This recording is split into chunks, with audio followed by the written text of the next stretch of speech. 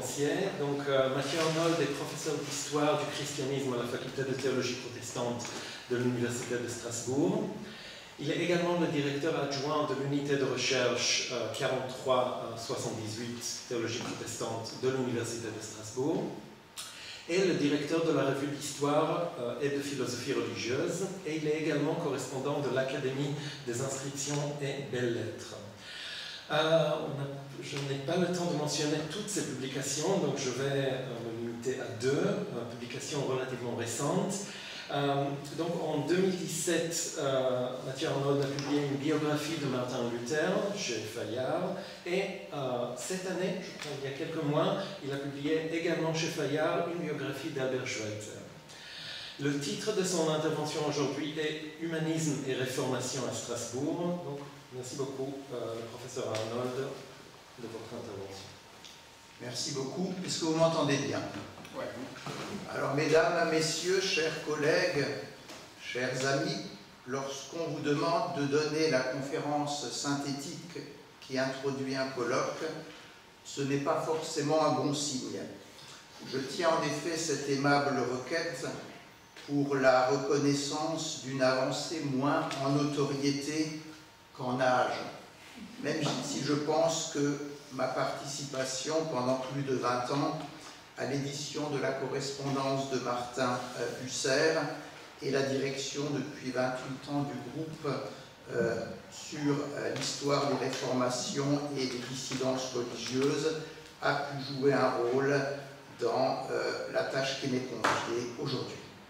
J'ai donc répondu favorablement à la requête de mes deux collègues, Annie Noblesse et Eran Shuali, que je félicite pour l'organisation de ce beau colloque. Annie Noblesse, vous le savez peut-être, va quitter ses fonctions d'enseignante après une belle carrière à la faculté de théologie protestante de Strasbourg, marquée par ses apports à l'histoire de l'exégèse à Strasbourg et entre autres au rapport entre exégètes hébraïsants et leurs sources et leurs contacts juifs. Mais le professeur Noblesse n'abandonnera pas la recherche puisqu'elle est désormais professeure émérite et je m'en réjouis. Quant à Eran Shuali, qui enseigne depuis quelques années l'hébreu biblique à notre faculté, il est quant à lui au début d'une belle carrière que j'espère longue et fructueuse, puisque je crois que dans quelques mois, il prendra un congé de recherche pour terminer son habilitation à diriger les recherches. Je suis donc très heureux de partager avec vous quelques considérations sur humanisme et réformation dans la ville libre d'Empire, principalement à l'époque de la génération des premiers réformateurs, c'est-à-dire grosso modo durant le deuxième quart du XVIe siècle. Ces considérations porteront successivement sur l'interpénétration entre humanisme et réforme à Strasbourg, l'instruction et en troisième lieu et plus brièvement sur le livre imprimé à Strasbourg. Je commence donc par l'interpénétration entre humanisme et réformation.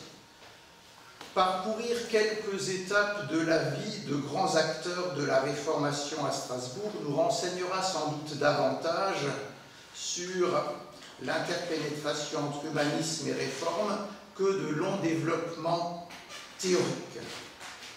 Je vais commencer par Wolfgang Capitton, dont il sera question dans au moins 3 communications de ce colloque. Pourquoi commencer par lui? Parce que Martin Bucer déclarait encore en mai 1524 à son propos « Il est le capitaine qui dirige tout le vaisseau de notre Église ». Capitton, de son vrai nom Köpfel, qui a latinisé son nom, est l'oncle de l'imprimeur qui, à Strasbourg, s'est mis au service de Luther et a introduit, nous y reviendrons, des caractères hébraïques.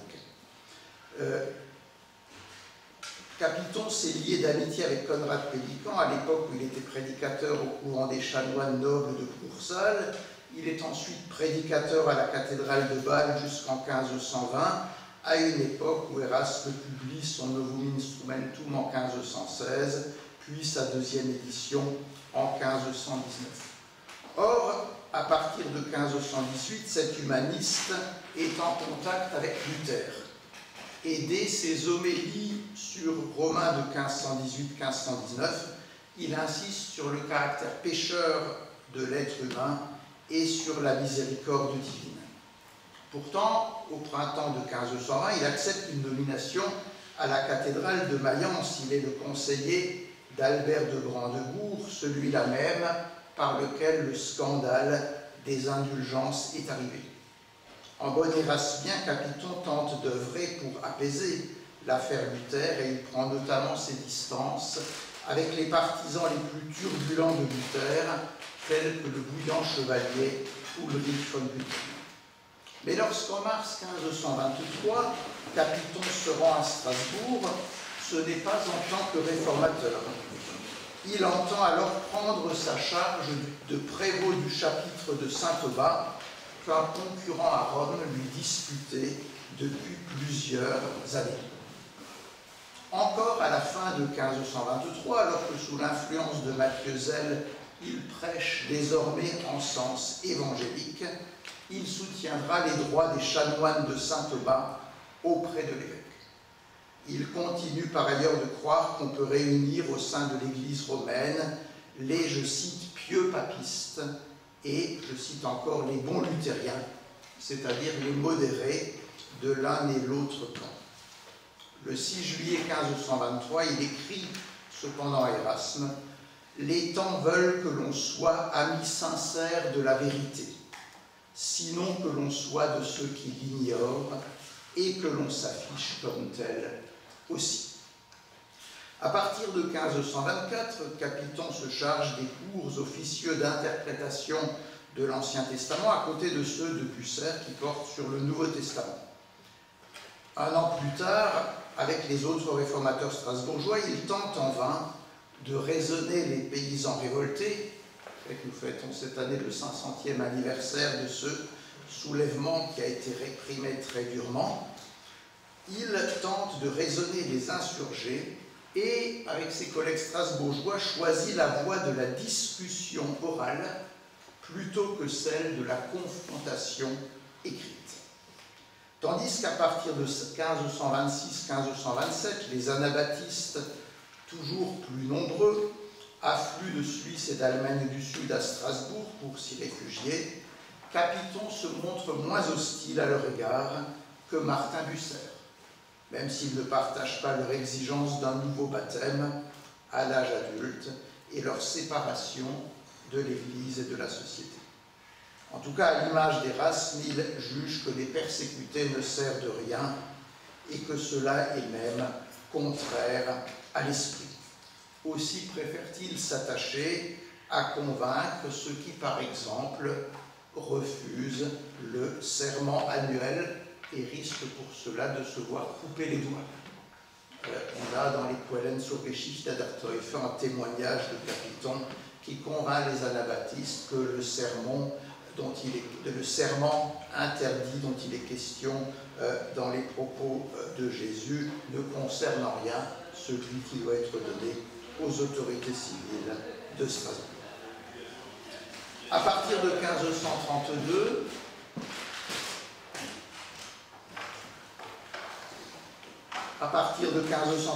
il est vrai, Capiton se range aux côtés de Bucer, soucieux de l'ordre et de l'unité doctrinale de l'Église.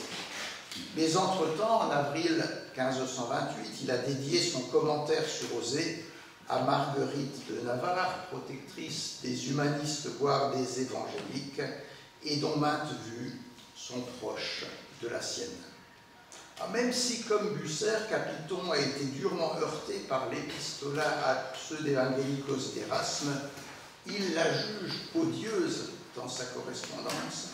Il donna à l'écrit d'Erasme des Sarcienda Ecclesiae Concordia de 1533 une traduction allemande, von der Kirchen lieblichen Vereinigung. Dans son introduction à cette traduction, Capiton déclare à la fois qu'avec le libre arbitre, l'homme est capable de bien et de mal, position érasmienne, et un peu plus loin, comme le cœur de l'être humain est mauvais, il n'est capable de rien émanant de ses propres initiatives. Voilà qui a davantage plu à Luther.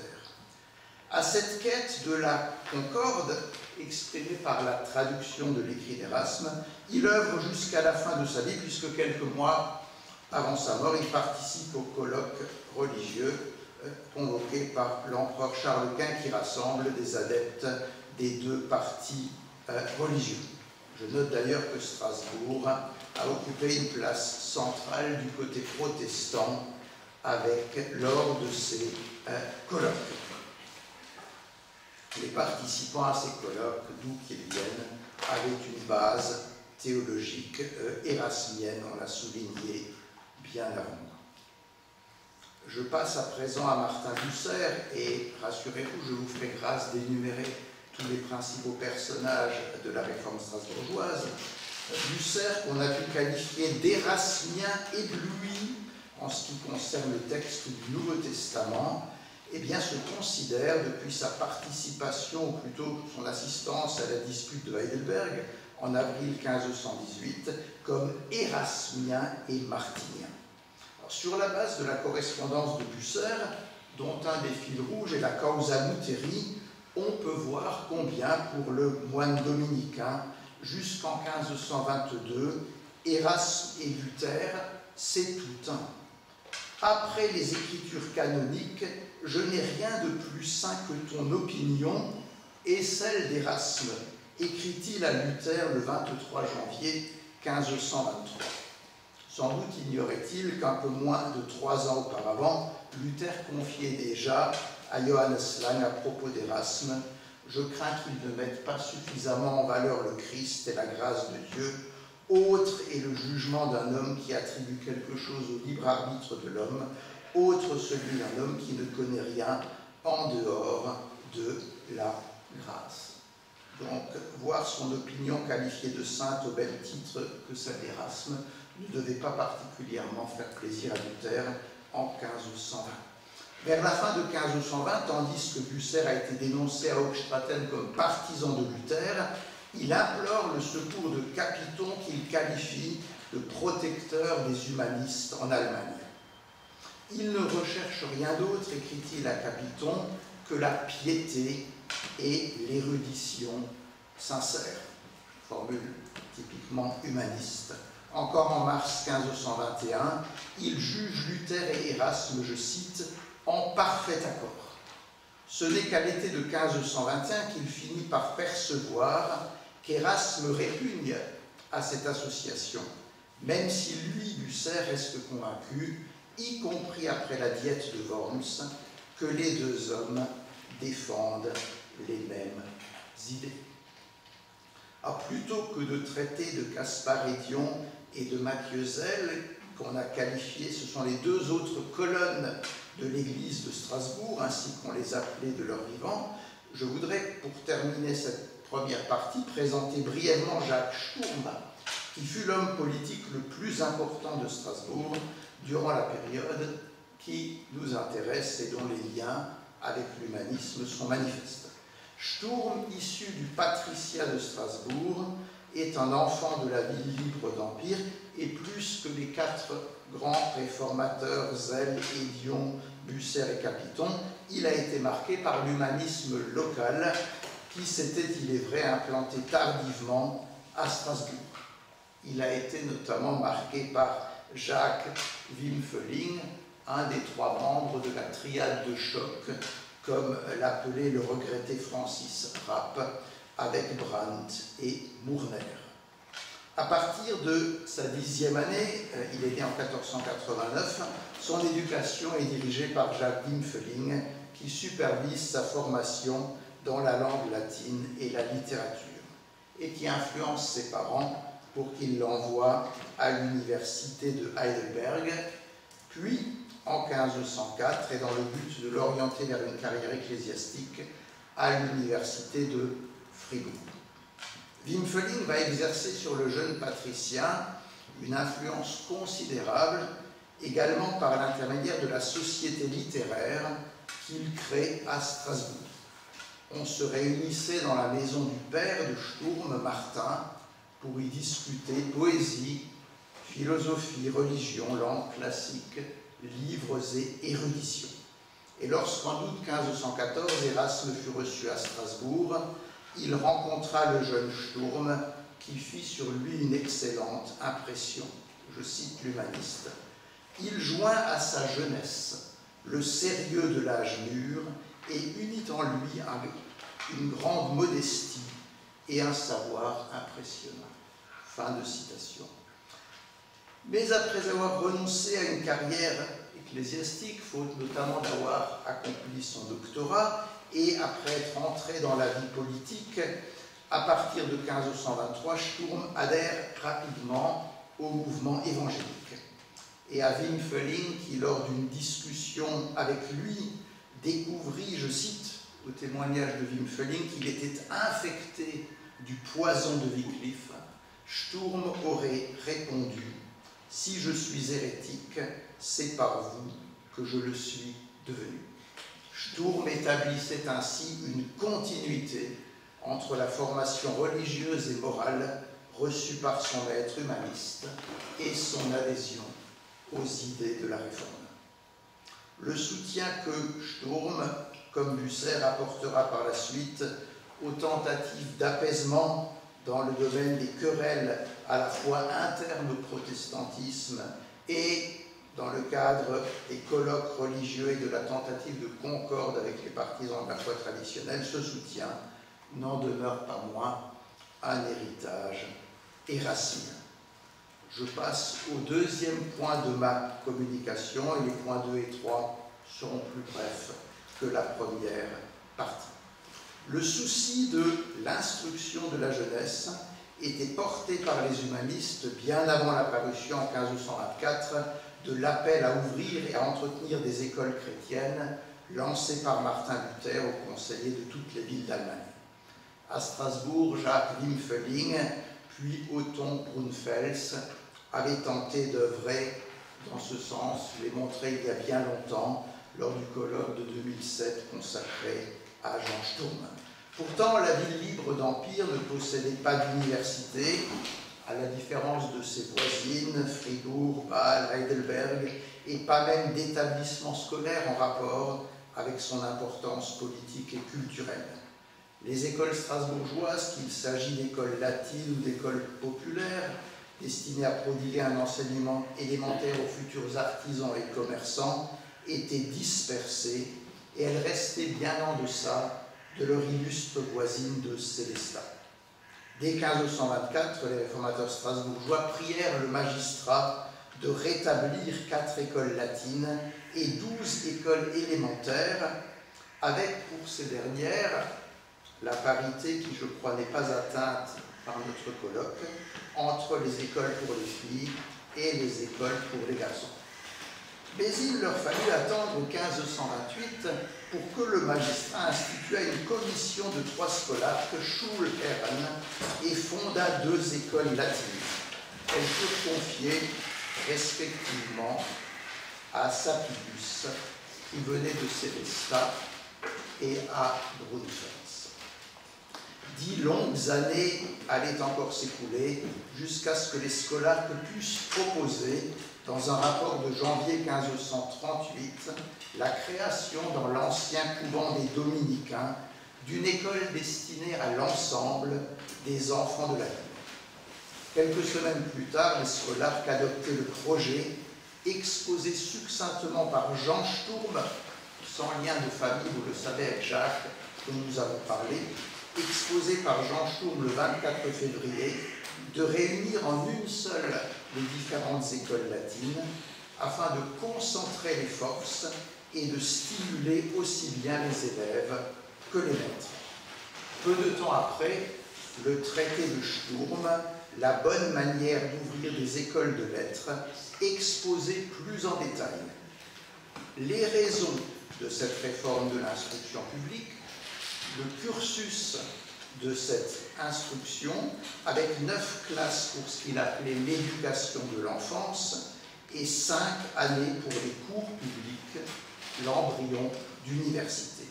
Et puis, en troisième lieu, et surtout, cet écrit esquissait les contenus de cet enseignement.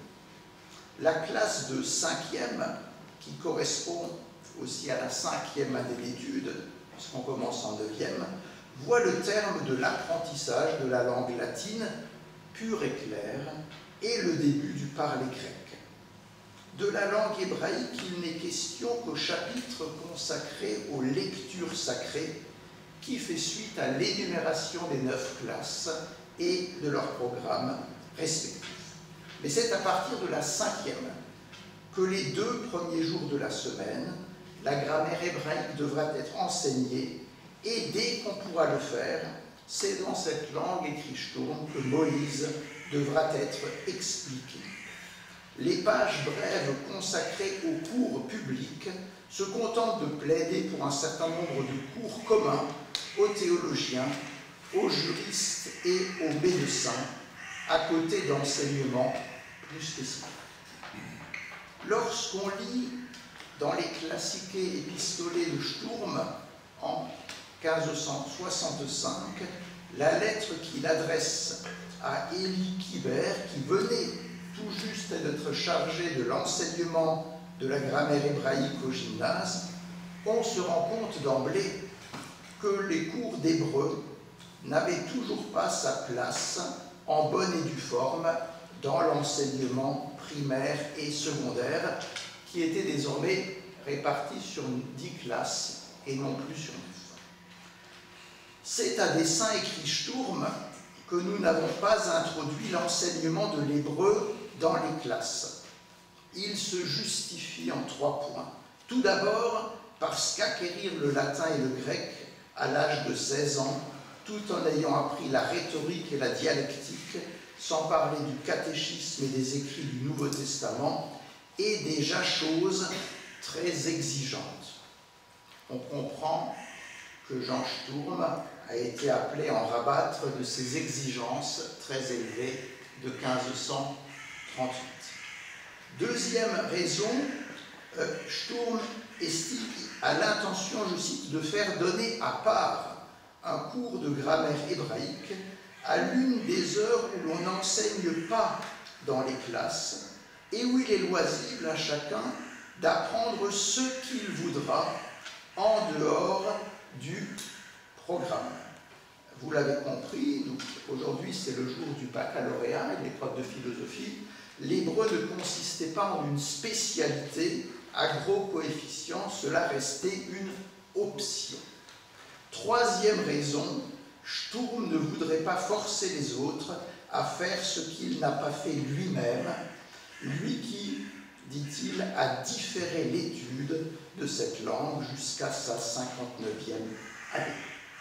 On est en 1565, il vient donc juste de commencer l'apprentissage de l'hébreu. Voilà pour ces considérations relatives à l'éducation et notamment à l'enseignement de la langue hébraïque. J'aimerais conclure avec le livre imprimé. Le rayonnement de l'humanisme à Strasbourg s'est exercé non seulement par les rencontres au sein de sociétés littéraires et par l'éducation, mais encore grâce aux livres, nombre d'imprimeurs étant acquis très tôt aux idées des humanistes. Quelques chiffres.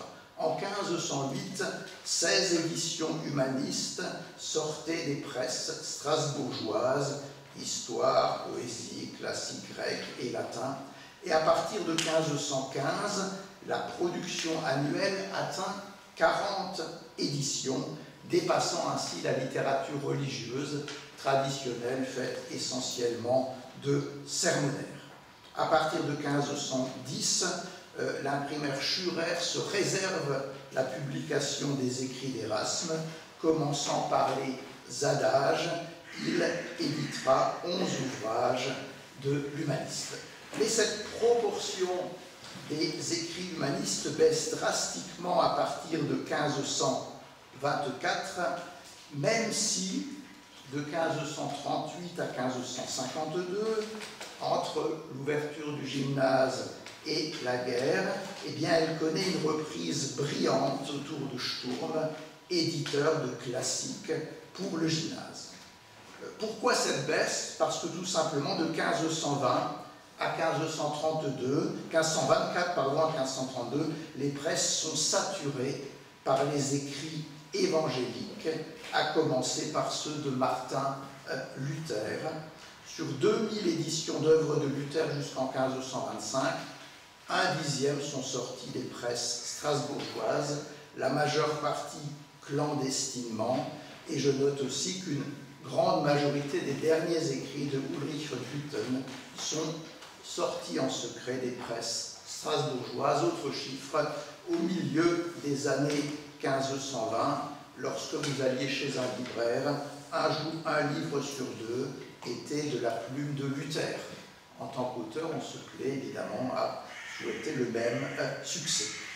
En ce qui concerne les textes hébraïques, on sait que le premier texte imprimé en Alsace, sorti le 25 février 1504 des presses de Jean Gruninger, il s'agissait d'une réédition anonyme de la Margarita Philosophica de Grégoire Reich, parue un an plus tôt à Fribourg. Ce n'est pas la seconde édition officielle. Gruninger remplaça l'alphabet hébraïque du livre original par un abrégé de la grammaire hébraïque de Conrad Pélican.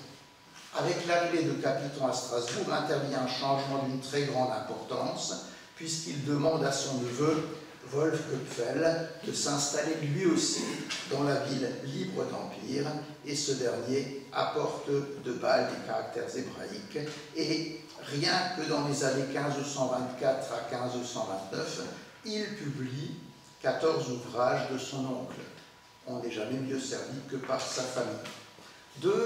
D'autres imprimeurs de Strasbourg publièrent les commentaires bibliques de Bucer, ceux de Colempate sur Jérémie et Ézéchiel, le nom d'Apiarius par exemple, tandis qu'Herwagen éditait lui aussi Capiton. Plus tard, grâce à Paul Fabius, mais j'en parle avec beaucoup de prudence puisque plusieurs communications porteront sur lui, l'élève de Capiton, puis son successeur après une vacance à la chaire d'Hébreu en 1544, on publiera tout d'abord chez le successeur de Knobloch une traduction d'une partie du Targum d'Onkelos portant sur le Pentateuque. Alors Knobloch put imprimer ces textes grâce au caractère qu'Élie Lévita avait apporté de Venise à Ismy, là encore, sur l'influence de Köpfel. Mais nous savons que Fabius quittera Strasbourg avec Bucer en 1549. Le départ de Bucer et de Fabius ne marquait pas, on l'a vu en ce qui concerne le gymnase, qui continuait d'être dirigé par Jean Sturm et qui favorisait la publication de textes de l'Antiquité. Ce départ ne marqua pas la fin de l'heureuse conjonction durant près d'un quart de siècle entre humanisme et réformation à Strasbourg.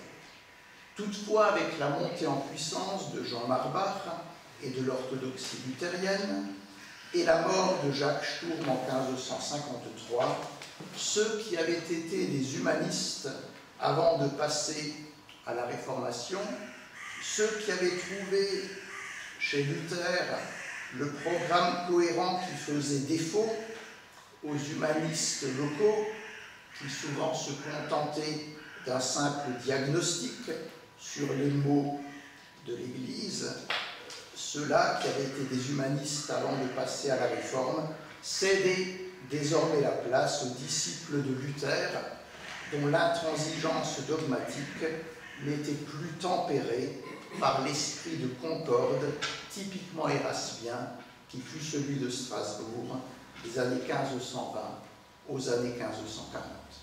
Je vous remercie.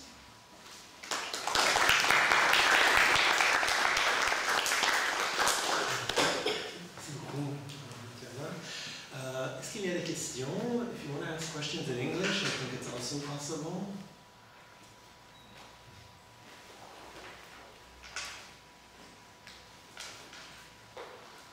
Johan Dio, étudiant en Belgique. J'avais une question, peut-être. Est-ce que vous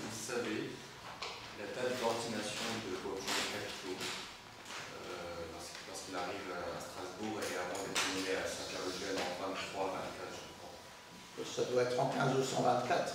Je pense qu'on peut retrouver ça assez facilement. Oui, je peux vous donner. Je ne dis pas ça par cœur, mais je peux retrouver ça. Oui, tout à fait. Justement, j'avais effectivement vu qu'il avait été nommé prêtre à Mayence.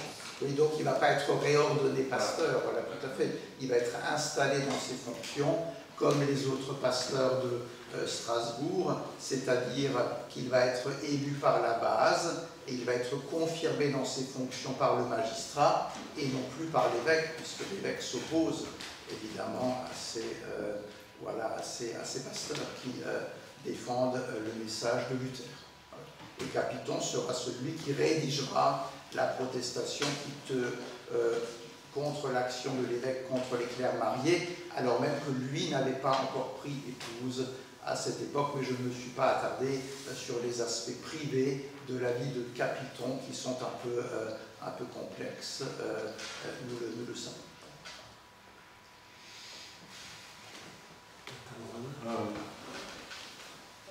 Do you think that Capiton,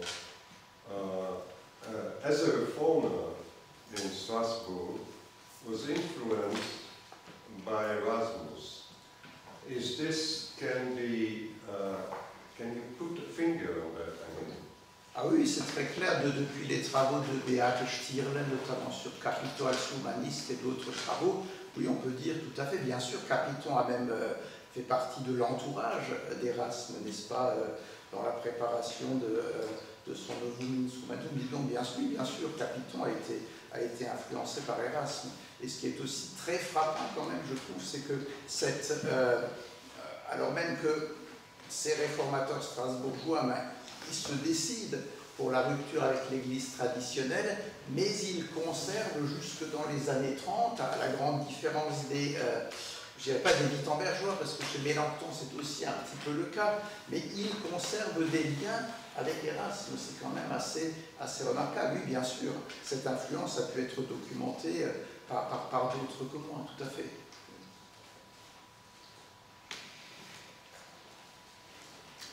Other questions? Yes, maybe a more general question, and maybe you covered some already in this just circular here, but would you say the general concept of Strasbourg was more humanist orientated, just producing a homo trilingue who is educated in Hebrew, Greek and Latin, or had this also something to do with a more ecclesial or an approach concerning piety, concerning the education of well-educated clergymen? Alors, je dirais que de toute façon, c'est vrai que tous les réformateurs sont des humanistes au sens technique du terme, c'est-à-dire par leur volonté d'avoir un homme trilingue, par leur volonté de retour aux sources. Ça, on le trouve aussi chez des réformateurs comme Luther. Regardez les travaux de Helmar Junghans, par exemple, sur le jeune Luther comme humaniste. Mais c'est vrai qu'à Strasbourg, en dehors, je dirais, de cet aspect technique et de cette volonté de revenir aux sources, peut-être aussi de cet intérêt plus marqué, mais ça, d'autres que moi le savent mieux pour le sens historique, il y a évidemment la question de la réforme de l'Église qui est marquée par la concorde. Et ce qui est très typique de Strasbourg, c'est qu'on sent clairement toujours cette tension entre une recherche de la vérité dont on estime être détenteur et quand même cet idéal érasmien, n'est-ce pas, de la concorde. Voilà. Je ne dis pas que les réformateurs ont toujours réussi à surmonter cette tension comme il aurait fallu, mais je pense que c'est quand même une caractéristique de cette réforme strasbourgeoise, même si on ne peut pas non plus mettre toutes les personnes, disons, mettre à la même enseigne. Vous aviez des personnes comme Mathieu Zell, par exemple, qui étaient davantage intéressés par les réalisations pratiques, qui répugnaient un peu aux querelles dogmatiques, sans que ça soit fondé sur un idéal érasmien, par exemple. Et puis, vous avez des gens, je pense, comme Capiton, comme Hédion, comme Bucer, qui sont davantage marqués, lui, par cet idéal érasmien, et qui, pour cela, même si la question du dogme est importante pour eux, que souvent les fronts sont très tranché avec les partisans de l'Église traditionnelle, même s'ils participent encore au colloque religieux. Eh bien, pour ces personnes, oui, Erasme a été prégnant, tout à fait. Et je ne parle même pas de l'influence d'Erasme sur les dissidents, ça c'est encore une autre question, mais que mon maître Marc Linhart avait traité. Merci beaucoup, monsieur. Questions? Moi j'ai une question. Donc, Sturm parle du parler grec qu'on fait. Est-ce que vous savez un peu comment on a étudié, comment on a appris le grec? Alors, je n'ai pas regardé en détail les manuels qu'il a rédigés, mais donc son idée est vraiment la suivante, c'est que jusqu'à la 5e, on va... L'intérêt, c'est le latin, n'est-ce pas? Sturm n'a pas d'intérêt pour les langues vernaculaires, à la différence des réformateurs, et donc il faut absolument acquérir une latinité parfaite, c'est-à-dire à la fois l'abondance de mots, des tournures élégantes, etc., adaptées. Il estime qu'au bout de la 5e année, on peut le faire. À partir de ce moment-là, dit-il, il est très attentif à la progression, on peut se mettre au grec. Et il pensait donc qu'en dehors des heures de cours, on pouvait faire la même chose pour l'hébreu, dès la 5e année. Mais quand on lit ce programme de 1538, on voit qu'il est extrêmement exigeant. Et on voit que même pour des jeunes gens du XVIe siècle, eh bien, c'était sans doute trop leur demander. Et donc les meilleurs interprètes de Sturm, y compris Jean Roth, estiment qu'ils visaient trop. Et on le sent d'une certaine manière dans ces classiques épistolaires qui sont des lettres adressées chacune à un des maîtres des différentes classes et qui supposent vraiment une progression, une coordination entre les étudiants. Ces lettres montrent en effet que Jean Sturm s'est rendu compte que ces exigences étaient un peu trop élevées. Alors, les exercices, c'était notamment aussi l'oral. Jean Sturm a insisté sur un oral qui ne soit pas spontané, mais qui soit médité. N'est-ce pas? Ça, c'était important pour lui. Vous aviez les exercices théâtraux, vous aviez des disputes, etc. Mais l'oral était très important pour lui. Voilà, bien sûr. Et puis, il insistait sur, mais à chaque classe, alors je ne peux pas vous donner, si vous reprenez le programme de 1538, pour chaque classe, il dit, voilà à partir de ce niveau, quels sont les auteurs que l'on peut étudier. On va commencer par tel ou tel orateur, Cicéron, que sais-je, et puis on va aller, voilà, donc faire des choses plus complexes. Et lui, ce qui est tout à fait admirable, c'est qu'il a rédigé, il a édité de très nombreux textes pour soutenir son programme. Questions? Ok. Alors je vais juste vous présenter mes vives excuses, il faut que je cours à la faculté de théologie pour faire soutenir un mémoire, et quand ce mémoire sera soutenu, je courrai de nouveau pour vous rejoindre ici, et entre midi et 2, Madame Noblesse et moi-même nous ferons soutenir un autre mémoire pendant vos agapes. Voilà. Merci beaucoup, à tout à l'heure.